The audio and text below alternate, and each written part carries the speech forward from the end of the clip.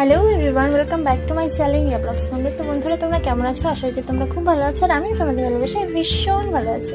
তো বন্ধুরা, আজকে আমি তোমাদের জন্য নিয়ে চলে এসেছি একটা নতুন ব্লগ ভিডিওটা যদি ভালো লাগে অবশ্যই একটা লাইক করে দিও, আর আমার চ্যানেল যদি কেউ নতুন হয়ে থাকে চ্যানেলটি সাবস্ক্রাইব করে পাশে থাকা বেল আইকনটি ক্লিক করে দিও।